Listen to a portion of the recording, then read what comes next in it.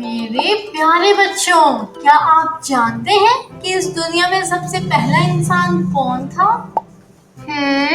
کون تھا دادی جان؟ کیا وہ کوئی بادشاہ تھا یا کوئی سپر ہیرو؟ نہیں بیٹا، اس سے بھی زیادہ خاص، وہ تھے حضرت آدم علیہ السلام۔ آج میں آپ کو ان کی کہانی سناتی ہوں۔ جی دادی جان، ضرور، ہم سننا چاہتے ہیں۔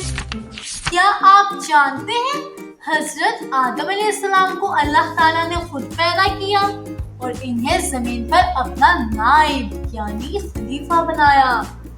قرآن پاک میں اللہ تعالیٰ فرماتے ہیں، ترجمہ: اور جب تیرے رب نے فرشتوں سے فرمایا میں زمین میں ایک نائب خلیفہ بنانے والا ہوں، اللہ تعالیٰ نے فرشتوں کو بتایا کہ وہ زمین پر ایک ایسی مخلوق بنانے والے ہیں جو زمین کی دیکھ بھال کرے گی۔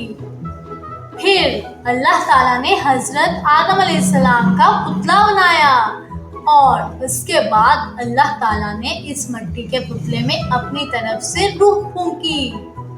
واو، بالکل جادو کی طرح۔ جی، اور اللہ تعالیٰ نے حضرت آدم علیہ السلام کو اتنی ذہانت دی کہ انہیں ہر چیز کا نام سکھا دیا جو فرشتوں کو بھی معلوم نہیں تھا۔ اس طرح اللہ نے انہیں بہت عزت اور شان بخشی۔ دیکھو بچوں، اللہ کا حکم ملتے ہی سارے فرشتوں نے حضرت آدم علیہ السلام کو سجدہ کیا، کیونکہ وہ جانتے تھے کہ اللہ کا حکم ماننا سب سے زیادہ ضروری ہے۔ سب فرشتے سجدے میں تھے، لیکن ایک مخلوق ابلیس شیطان جو کہ غرور سے اکڑ کر کھڑا رہا۔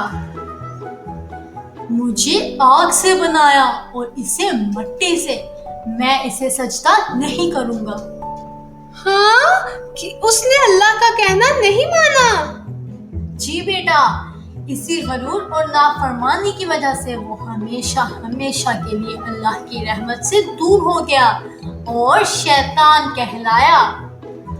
تو بچوں، اس طرح اللہ نے ہم سب کے پہلے دادا حضرت آدم علیہ السلام کو بنایا، انہیں علم دیا، عزت بخشی اور فرشتوں سے بھی افضل کیا۔ ہمیں ہمیشہ یاد رکھنا چاہیے کہ اللہ کا حکم ماننے میں ہی کامیابی ہے اور غرور کرنے میں ناکامی۔ شکریہ دادی جان، یہ تو بہت ہی زبردست کہانی تھی۔